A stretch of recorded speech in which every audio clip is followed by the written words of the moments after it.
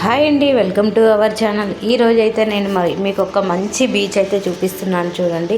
ఈ సమ్మర్లో ఎక్కడికి వెళ్ళాలి, తక్కువ బడ్జెట్తో ఎక్కువ ఎంజాయ్ ఎలా చేయాలి అనుకుంటున్నారా?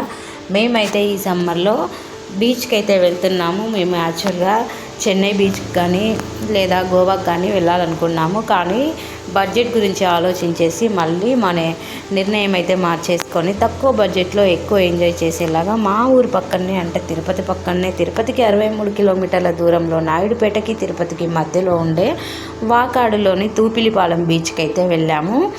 మాకైతే ఆరుగురం కలిసి వెళ్ళాము. మేము కారుకి 3500 అయితే పడింది రావడానికి వెళ్ళటానికి. తిరుపతి నుంచే వెళ్ళాము కాబట్టి తక్కువే బడ్జెట్ పడింది. సో మనకైతే తక్కువ బడ్జెట్లో మనం బీచ్కి అయితే వెళ్ళొచ్చు. బీచ్కి వెళ్ళాలనుకునే వాళ్ళు, తిరుపతి సమీపంలో ఉన్న వాళ్ళకైతే చాలా ఈజీగా వెళ్ళిపోవచ్చు. మేము ఫుడ్ అంతా ఇంటికాడే అరేంజ్ చేసుకొని వెళ్ళాము. మేము బయట ఏం ఫుడ్ అదంతా ఏం తినలేదు కాబట్టి తక్కువ బడ్జెట్లో అయితే అయిపోయింది. మా ఆయన్ని బీచ్కి వెళ్దామా అని అడిగితే అంతే, మార్నింగ్ 3 గంటలకు లేచి రెడీ అవ్వండి బీచ్కి వెళ్దాము అన్నాడు.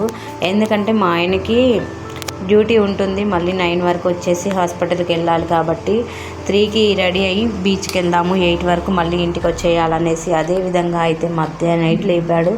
మేము రెడీ అయ్యి బయలుదేరేసరికి అయితే 3:30 అయిపోయింది. బీచ్ దగ్గరికి వెళ్ళేసరికి 5:30 అయితే అయ్యింది. ఎర్లీ మార్నింగ్ అయితే మేము బీచ్కి వెళ్ళాము. బీచ్లో చేపల ఫ్రై, రొయ్యల వేపుడు చాలా బాగా చేస్తున్నారు. సీ ఫుడ్ అంతా చాలా బాగా చేస్తున్నారు. మేమైతే 2 ప్లేట్ల రొయ్యల వేపుడు తీసుకున్నాము. అలాగే ఈ బీచ్ ఉన్న పక్క ఊళ్ళో తాటికల్లు కూడా దొరుకుతుంది. మా డ్రైవరు అండ్ మా ఆయన అయితే 2 బాటిల్ తాటికల్లు కూడా తెచ్చేసుకొని మంచిగా ఎంజాయ్ చేస్తూ తాగినారు. మా పిల్లలు కూడా తాగుతారు తాటికల్లు. ఈ బీచ్కి అయితే ఎటువంటి సెక్యూరిటీ లేదు. పోలీసు వాళ్ళు కానీ, మన బీచ్లో ప్రమాదం జరుగుతుందని చెప్పేవాళ్ళు కానీ ఎవరూ లేరు. మనకు కావాల్సిన సెక్యూరిటీ అంతా మనమే చూసుకోవాలి. ఎందుకంటే ఇది ఇప్పుడిప్పుడే డెవలప్ అవుతున్న బీచ్, ఇంకా అంతగా అభివృద్ధి చెందలేదు. అలాగే ఈ బీచ్కు బస్ రూట్ కూడా సరిగా లేదు. మేమైతే కార్లో వెళ్ళినాము. తిరుపతి నుంచి 1.5 అవర్ 2 అవర్స్ ఏమో పట్టినది మాకు. ఇప్పుడిప్పుడే సన్ రైజెస్ రావడం అయితే స్టార్ట్ అయిపోయింది. మేము సన్ రైజెస్ వచ్చే వరకు బీచ్లో ఉండాలనేసి ఖచ్చితంగా డెఫినెట్గా ఫిక్స్ అయ్యి అయితే వెళ్ళాము. అలాగే రీచ్ అయ్యాము. చూడండి, ఆ అలల మధ్యలో మా పిల్లలు అయితే చాలా బాగా ఎంజాయ్ చేస్తున్నారు. మా రిషి ఏమో బీచ్లోకి వెళ్ళాడు, కానీ చార్వి మాత్రం జస్ట్ వాటర్ని టచ్ కూడా చేయలేదు. ఇసుకలో పిట్టగుళ్ళు కట్టుకోవటము, అలాగే ఆల్చిప్పలు వేరుకోవటం అలా చేస్తుంది మా పాప అయితే. మా పాపకి వాటర్ అంటే ఎక్కువ భయం కాబట్టి మా పాప వాటర్లోకి అస్సలే దిగలేదు. ఇక్కడ ఎక్కువ మంది జనాల హడావుడి కూడా ఏమీ లేకుండా ఉంది. చాలా ప్రశాంతంగా ఉంది. అసలు చాలా బాగా ఎంజాయ్ చేయొచ్చు. ఇక్కడ ఈ బీచ్లో బోటింగ్ కూడా ఉంది, కానీ మేమైతే బోట్ ఎక్కలేదు. ఎందుకంటే మేము రిటర్న్ అయ్యే టైం వరకు బోటు వేసే వాళ్ళు రాలేదు. అందుకనేసి అయితే మేము బోట్ ఏమి ఎక్కలేదు. మళ్ళీ 9:30కి రిటర్న్ అయిపోయాము. అంత ఎర్లీగా బోటు వేసే వాళ్ళు రారంట. అలాగే ఈ బీచ్లో అంతా సాల్ట్ వాటర్ ఉంటుంది కదా, ఎండ ఎక్కువ అవుతున్న కొద్దీ సాల్ట్ వాటర్లో మనం ఆడుకున్నప్పుడు సాల్ట్ అనేది చిటపటామని కుట్టడం అయితే స్టార్ట్ అయిపోయింది మా పిల్లలకు ఆల్రెడీ. ఇక్కడ డ్రెస్ చేంజ్ చేసుకోవడానికి పక్కన రూమ్స్ కూడా అవైలబుల్గా ఉన్నాయి. మేమైతే నైట్ అక్కడే రూమ్ తీసుకొని స్టే చేయాలనుకున్నాము, కానీ రూమ్స్ ఏమి దొరకలేదు. అందుకే మళ్ళీ ఎర్లీ మార్నింగే వెళ్ళిపోయినాము. లేదంటే నైట్ వెళ్ళి నైట్ అక్కడే స్టే చేసి నెక్స్ట్ డే మార్నింగ్ వరకు అక్కడే ఉండేసి వద్దామనుకున్నాము. రూమ్స్ గురించి అయితే ఇన్ఫర్మేషన్ గూగుల్లో వెతికినాము, అయినా ఎక్కడ దొరకలేదు. నెక్స్ట్ టైం ప్లాన్ చేసేసుకొని వెళ్దాంలే అనేసి వచ్చేసాము. ఈ తూపిలిపాలెం బీచ్కి వెళ్ళే మధ్య ఊర్లో లక్ష్మీదేవి అమ్మవారి టెంపుల్ ఉంటుందంట వాకాడులో. ఆ అమ్మవారి టెంపుల్కి అసలు ఎప్పుడూ డోర్లు పెట్టారంట, డోర్ అనేదే ఉండదంట. చాలా మహిమగల అమ్మవారి టెంపుల్ అంట. ఈసారి మీరు ఎప్పుడైనా ఈ బీచ్కి వెళ్ళినట్టయితే ఆ టెంపుల్కి తప్పకుండా వెళ్ళండి. మాకైతే ముందు తెలియదు అక్కడ టెంపుల్ ఉంటుందనేసి. మేము బీచ్కి వెళ్ళి వచ్చాక మా ఓనర్ అక్క అంటుంది అక్కడ టెంపుల్ ఉంటుంది, చాలా బాగుంటుందని చెప్పింది. నెక్స్ట్ టైం వెళ్ళినప్పుడు తప్పకుండా వెళ్ళాలని అయితే అనుకుంటున్నాము ఆ టెంపుల్కి కూడా.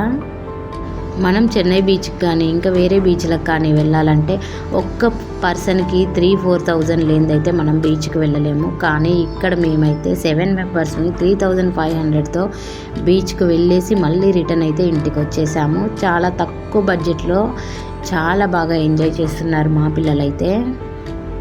సమ్మర్లో ఎక్కడికైనా వెళ్ళాలనుకున్న వాళ్ళకి, వన్ డే స్టే చేయాలనుకున్న వాళ్ళకైతే ఇది చాలా బాగుంటుంది వెళ్ళటానికి.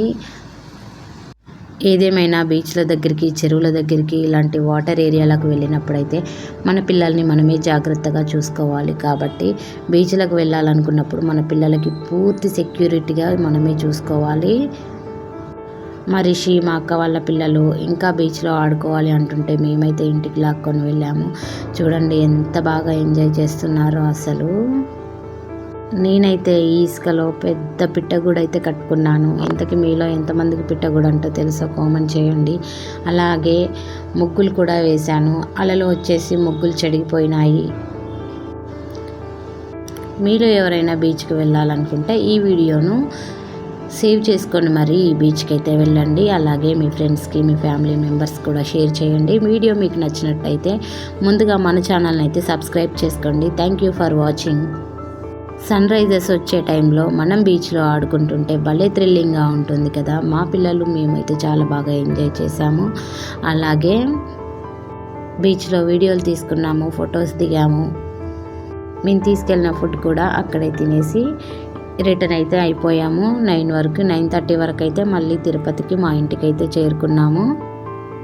ఈ బీచ్లో బర్త్డే కేక్ కట్టింగ్స్ చేసుకుంటే భలే ఉంటుంది కదా. ఫ్రెండ్స్కి కానీ, ఫ్యామిలీ మెంబర్స్ కానీ సడన్ సర్ప్రైజ్ ఇవ్వాలనుకుంటే మాత్రం ఖచ్చితంగా ఈ బీచ్కి వెళ్ళండి. చాలా బాగుంటుంది.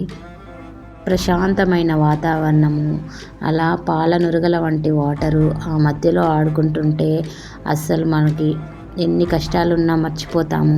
చాలా బాగా ఎంజాయ్ చేస్తాము. అలా వాటర్లో ఆడుకుంటుంటే పెద్దవాళ్ళం కూడా చిన్నపిల్లల్లాగా అయిపోయి ఆడుకుంటుంటాము. చిన్నపిల్లలతో ఎంజాయ్ చేస్తూ ఉంటాము. మేమైతే బీచ్లో ఎక్కువ దూరం అయితే వెళ్ళలేదు. జస్ట్ కొంచెం లోపలికి మాత్రమే వెళ్ళాము.